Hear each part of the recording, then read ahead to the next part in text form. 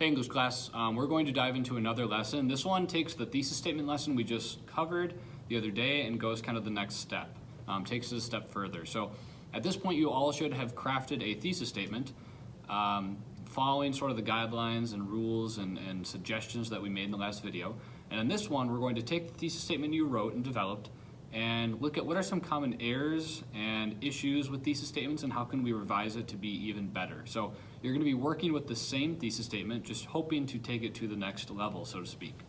So here are the learning targets, essentially the same as the last video. I can craft a high-level thesis statement that adheres to the basic qualifications and requirements, and I can articulate my thoughts on complex components of the text. So here we go. The following slides explain and contain some of the most common issues and errors concerning thesis statements. I see all of these as a teacher, as a writing teacher, I see all of these on a very regular basis. So don't feel bad or discouraged if you find your writing in some of these categories. Remember, this takes practice, it's hard. I am not a perfect thesis statement writer. I've had a lot of practice at it, but I can always get better too. I have to work really hard at this too. So whenever I write a thesis statement for a piece of writing, I have to work at it just like you're working at it. I have to revise it just like you're revising it.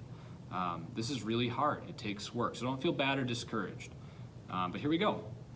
One issue or error with thesis statements is that they're too vague. Through the thesis statement, the reader should be able to identify the tone, purpose, and direction, including your stance as the writer, should be able to identify the tone, purpose, and direction of a piece of writing. It should also take a clear stance that articulates the author's main argument. A thesis statement that does not accomplish these things may be too vague, unspecific, or weak in its stance, and you maybe need to revise it to be a little bit more direct, clear, and firm.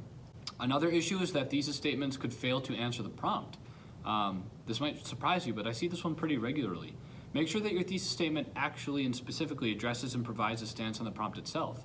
Be sure that you're not talking around the prompt or talking about something related to the prompt, but not actually the prompt.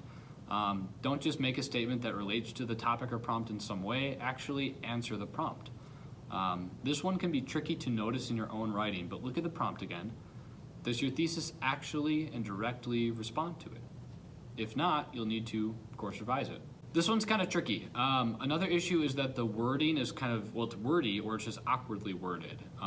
Awkward wording is something that's a little bit subjective. So it's kind of sort of hard to define or explain, but sometimes thesis statements can be too verbose or rambling, which makes the central claim, again the thesis, unclear or difficult to understand or even find at all.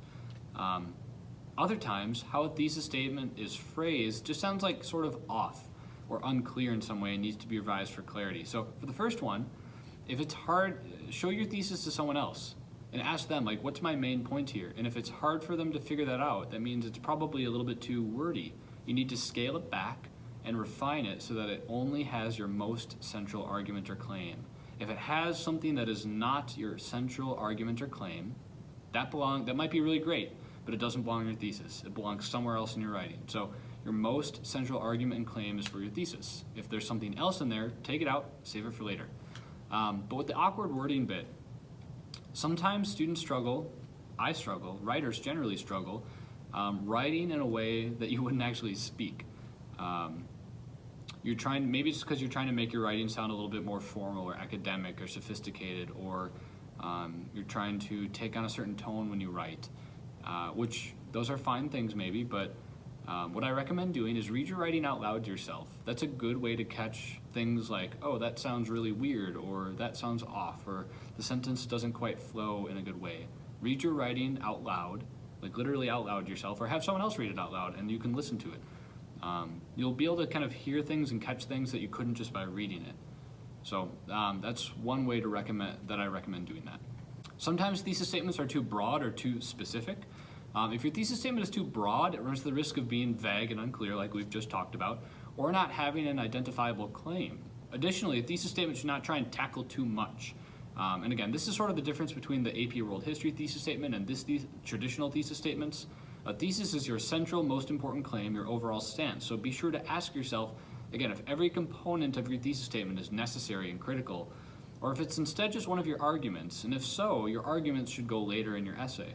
you need to write your thesis statements, and if in your thesis statements you find, oh, these are actually just supporting details or arguments, that's great, but just save them for later. Now on the flip side, a thesis statement that is too specific has the potential to limit the scope of your essay. Remember, everything has to come out of your thesis and go back to your thesis, right? So if your thesis is too specific, you're actually limiting what you're able to write about. If your thesis is your most central claim, and I'm really specific, you've just kind of backed yourself into a corner where you're only able to actually write about that. Therefore, so being too specific limits the scope of your essay.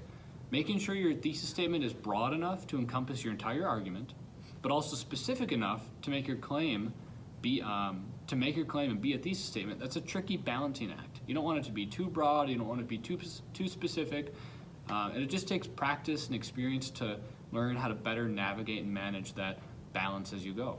Sometimes thesis statements are too underdeveloped or simplistic.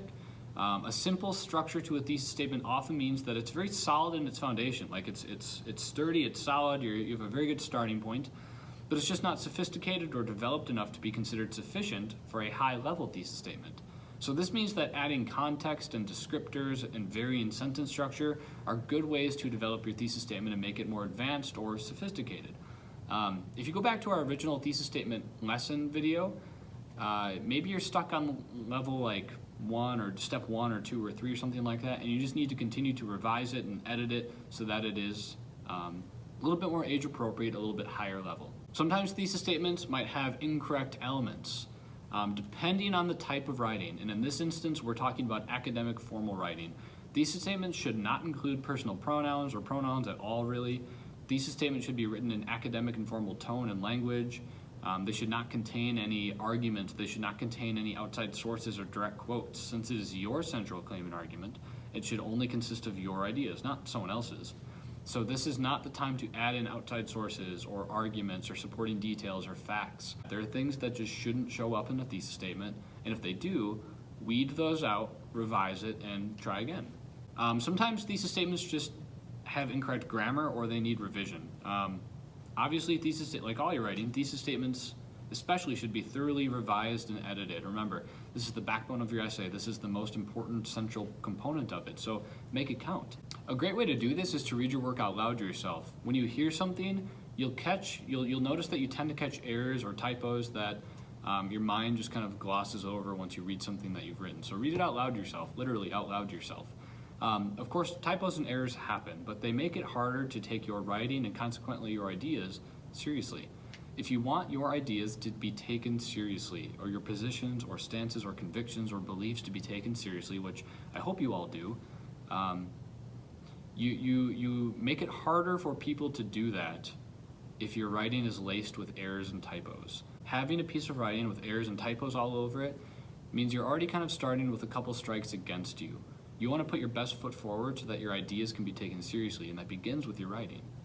So it's important to note that while this list does cover many common issues or errors concerning thesis statements that I commonly see as a teacher, as a writing teacher, this is neither an exhaustive list nor an exhaustive description of what's included. These are kind of like the highlights, the main ones I see and the main ways in which I see them, but this is not everything, of course. So as you revise your thesis statement, ask yourself these things. Does your thesis statement have enough context? Think back to the lesson we did last time. Does your thesis statement have sophisticated and appropriate word choice? Does your sentence structure contain some variance and development, or is it very simplistic in nature? Does it commit any of the errors or issues from the previous slides in this lesson? And again, here's a list of the common issues and errors. So ask yourself these questions as you're revising your work.